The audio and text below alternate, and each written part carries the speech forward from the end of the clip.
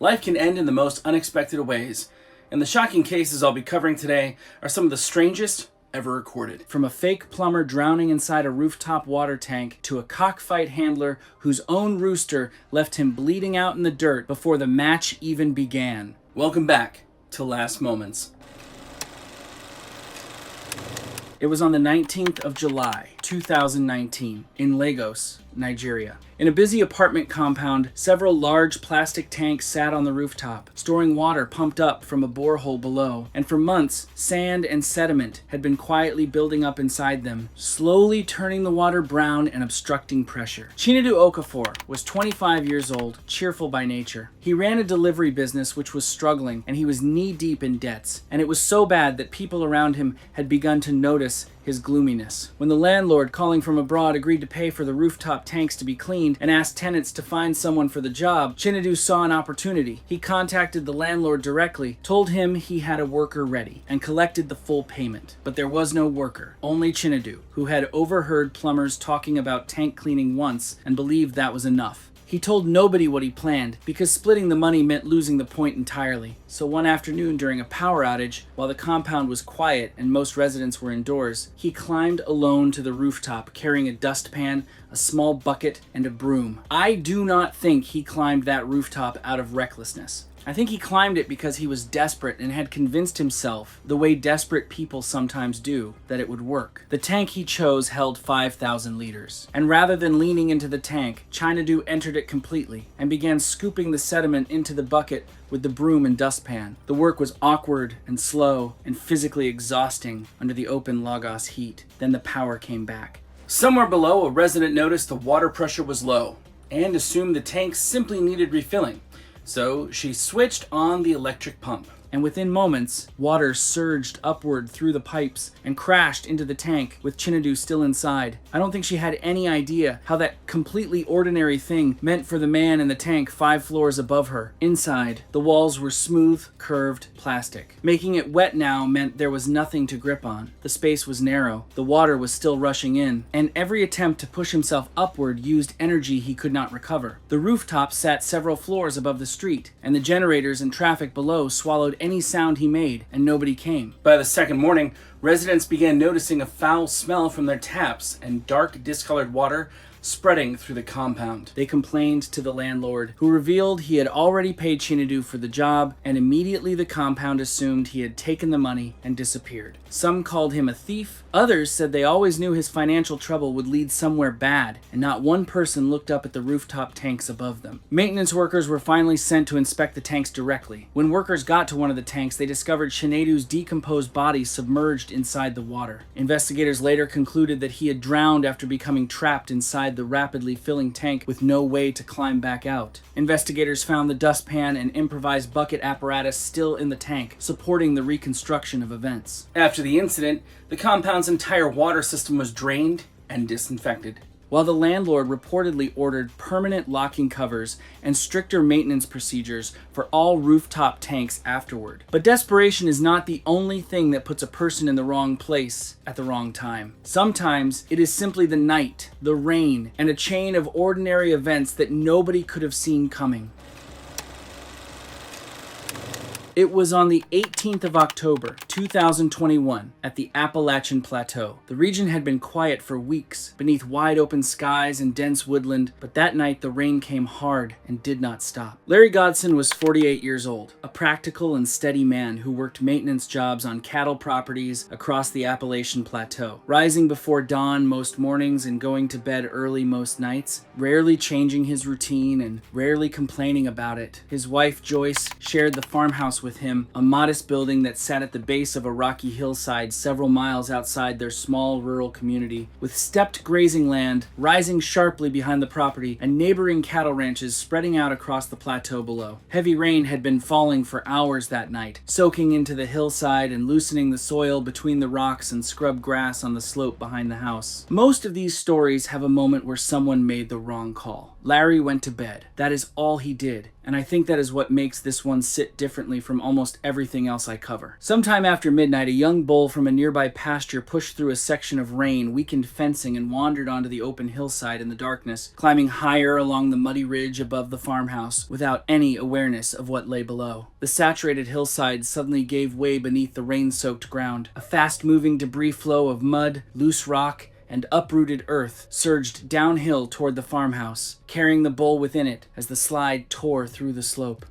The collapsing mass slammed into the rear section of the house, and the old corrugated roof, already weakened by decades of harsh winters and minimal repair, gave way under the weight of the debris above the master bedroom. Larry was asleep near the center of the bed and took the full force of the impact directly as debris, shattered timber, and the weight of the trapped bull came crashing through the collapsing section of the roof directly above the bedroom. Joyce was thrown sideways by the collapsing frame, escaping with cuts, bruising, and a minor shoulder injury, then crawling free of the wreckage and screaming for help into the dark hillside outside. Neighbors heard the crash sounds and the screams and rushed over, calling emergency services. Emergency crews arrived to find the roof torn open, with shattered timber, mud, insulation, and sheet metal scattered across the bedroom floor. The bull had survived and was eventually restrained by local ranchers assisting the rescue effort. That's the strange part. But what they always say, if it's your time to go, then it's your time to go. Larry was still alive when crews pulled him from beneath the debris, but he had suffered severe crushing injuries to his chest and abdomen, and during transport to a regional trauma center 40 miles away, internal bleeding and respiratory complications overtook him rapidly. He was pronounced dead shortly after arrival. Investigators later confirmed that no single factor had been unusual on its own. Weakened fencing, heavy rain, unstable soil, an old roof, and a frightened animal in the dark. But together, on the same night, they created a tragedy few people across the plateau could believe. In the weeks that followed,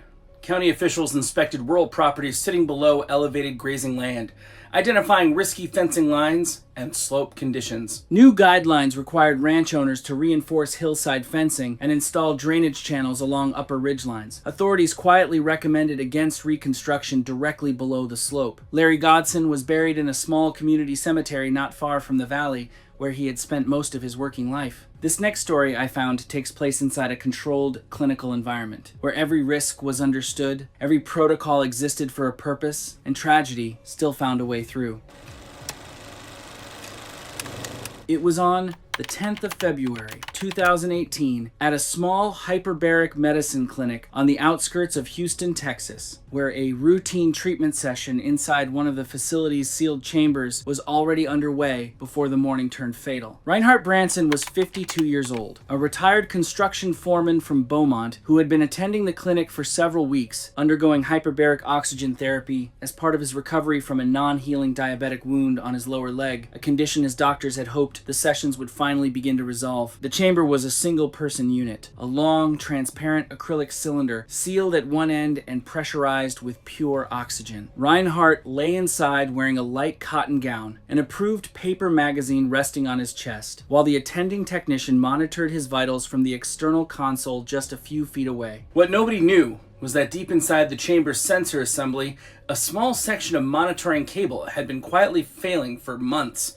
Its insulation cracked and wore off at the juncture point where the wiring met a metal bracket. At mid-session, the fault became a contact. A brief electrical arc jumped at the damaged junction, and in an atmosphere of pure oxygen, the small piece of synthetic padding beside it caught fire instantly. If it was a normal room, that would have just been a scorch mark. But inside a sealed, pure oxygen chamber, it meant something else entirely. I find that particular detail difficult, because it means the danger was already there every single time Reinhardt had climbed into that chamber. And nobody knew. A second later, the damaged junction sparked again, and this time the flames spread across the chamber lining almost instantly. Reinhardt jerked upright inside the cylinder as the fire raced through the oxygen-rich chamber faster than the system outside could respond. The interior padding and gown material ignited almost immediately, leaving no time between ignition and catastrophe. Reinhardt had no way out, and the fire was already around him before the technician outside saw saw the temperature reading climb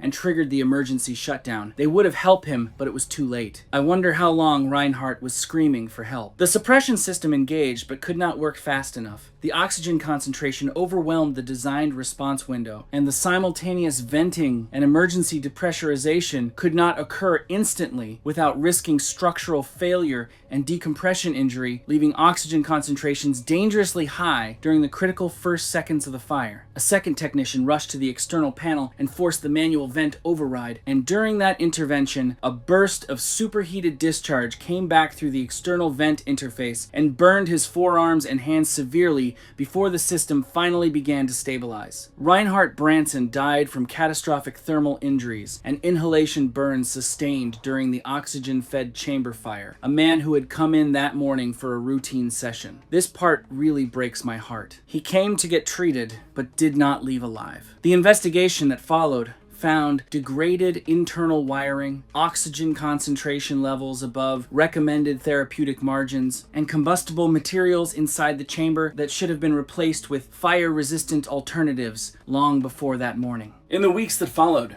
clinic authorities replaced all internal wiring assemblies across every chamber unit, introduced mandatory pre-session electrical inspection protocols, switched to fire-resistant interior materials, and revised oxygen concentration limits for all active sessions. Changes that came too late for Reinhardt, but were intended to ensure no patient who came after him would face the same chain of failures. A fault developing silently for months with no warning at all. The next story also involves a man who knew them too well to take them seriously anymore.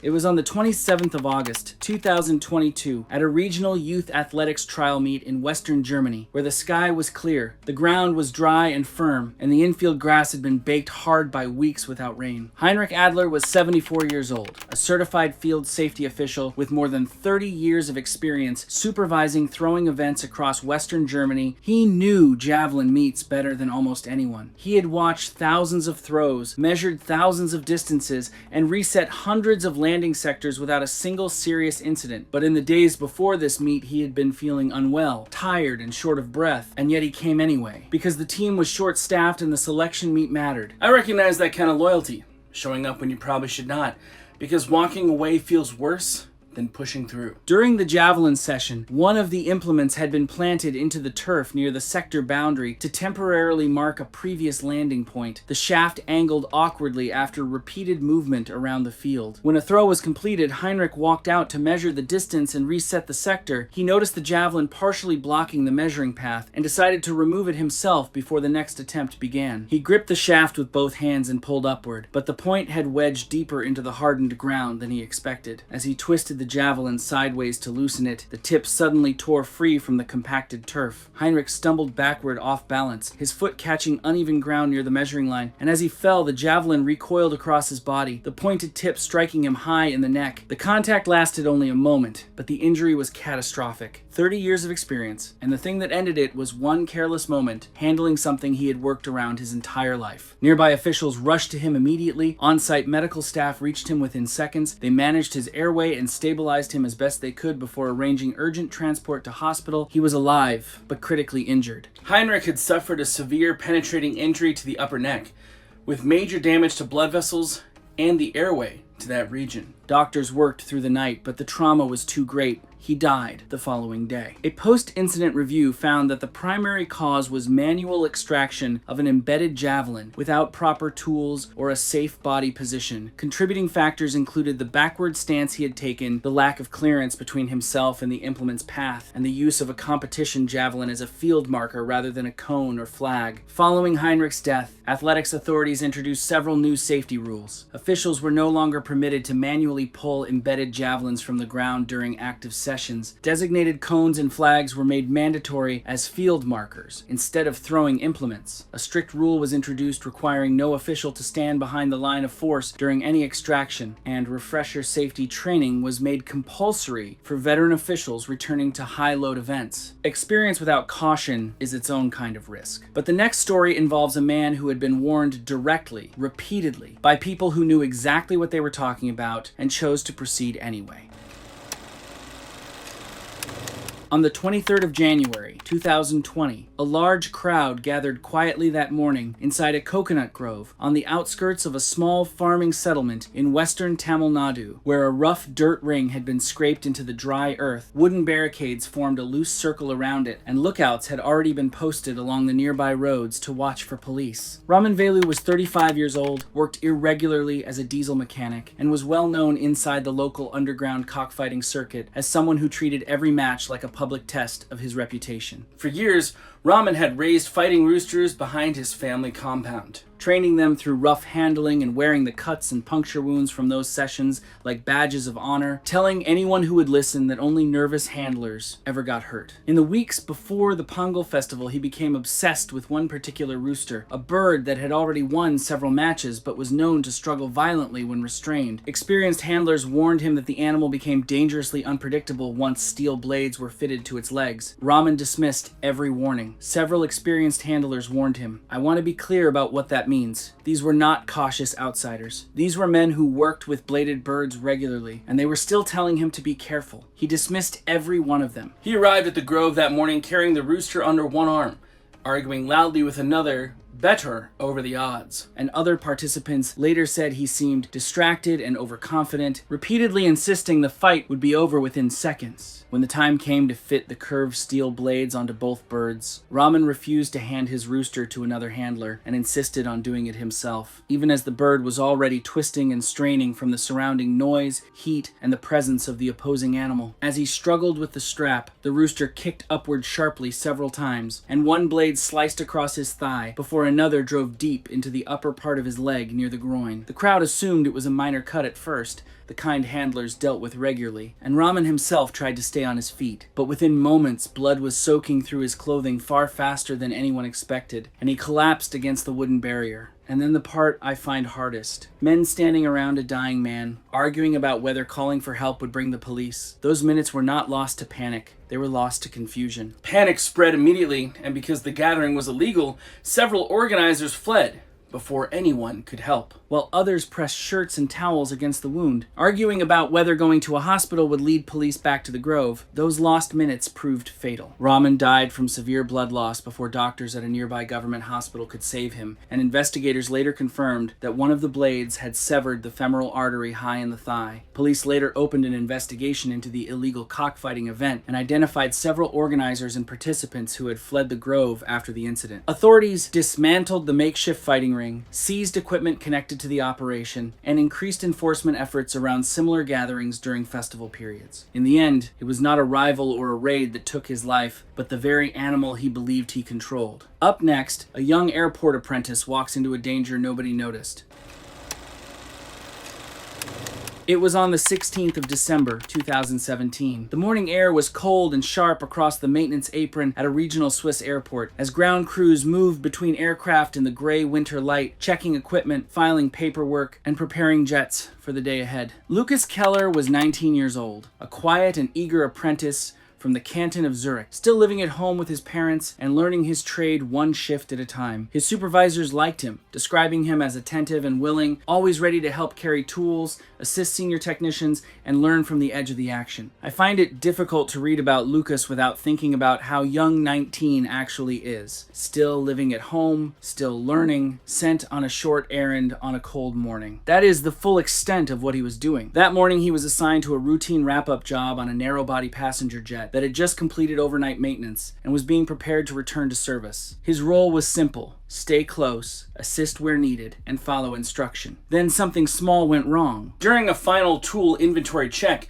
a calibrated maintenance toolkit came up missing. A senior technician reviewed the last known work area and, with several other aircraft being turned around on nearby stands and time beginning to press, assumed the kit had been left somewhere near the right engine service zone. Lucas was sent to retrieve it, a short task, a low-risk errand, carried out under the assumption that the aircraft was still in a safe, non-active condition. But the aircraft was not fully safe. It was sitting in a transitional state between maintenance release and ramp control, and no one had completed a fresh physical check of the engine hazard zone immediately before handing over start authority. A transitional state. That phrase does a lot of quiet work in this story. Not maintained, not cleared. Somewhere in between, where assumptions fill the gaps that procedures should cover. At the same time, the cockpit crew was ready and waiting. They contacted ground coordination over headset and asked whether the area was clear to begin engine start. The response came back based on a general look across the apron, rather than a close physical inspection of the intake exclusion zone around the right engine. The crew received clearance and began starting the engines. Lucas was still there, moving through the ground access corridor toward the right engine zone, closer to the intake boundary than was allowed during an active engine start. Nobody on the ground knew. The engine began to spool up, airflow building steadily as the turbine gathered speed, and somewhere in those first seconds, a ground crew member spotted the breach and called an immediate stop over the headset, but the engine had already passed the window where an instant shutdown was possible. Emergency procedures were initiated and the stand was locked down. Lucas Keller died at the scene, killed by the forces generated during the initial engine start sequence. His death the result of several small failures lining up in exactly the wrong order at exactly the wrong moment. The investigation found no single person fully at fault. Instead, it found a chain, a missing toolkit, a time-pressured assumption, an unverified clearance, a gap between two teams that should have been a solid handover but became a crack just wide enough for tragedy. The investigation found no single person fully at fault. I've read a lot of those conclusions, and I am never sure whether that makes it easier or harder to sit with. The next one involves no failure, no negligence, and no warning at all. Just a man on a quiet marsh pond on a long northern evening who had no idea what was nesting in the reeds beside him.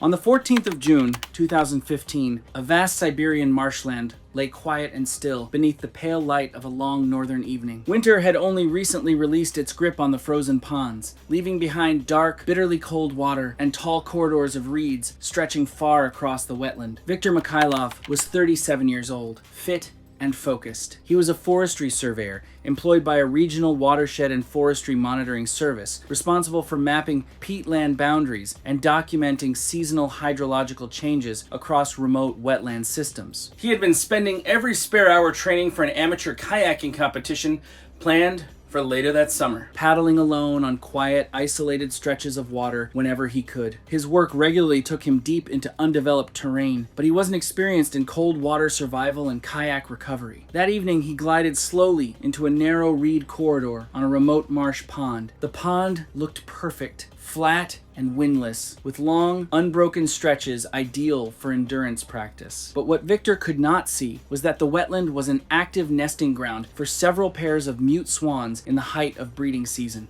I want to be fair to Victor here. The pond looked perfect. Flat, windless, long, unbroken stretches ideal for endurance training. Nothing about it said stay out. That is not carelessness. That is just bad luck wearing a very calm disguise. Victor had unknowingly paddled into a narrow channel between dense reeds and an active nesting site while practicing turning exercises. The male swan immediately charged toward the kayak with its wings spread and hissing loudly. Victor tried to push the bird away with his paddle while turning sharply, overcorrected his balance, and the kayak rolled sideways. Victor entered the water, still wearing heavy training clothes and ankle-secured gear. The pond looked calm from the shore, but the water was dangerously cold from the late Siberian thaw, and investigators believed the sudden immersion triggered immediate cold shock and disorientation. As he tried to climb back onto the overturned kayak, submerged reeds wrapped around the craft and his lower legs, restricting his movement in the shallow water. Cold water shock, capsized boat, dense reeds, soft peat underfoot, and soaking gear.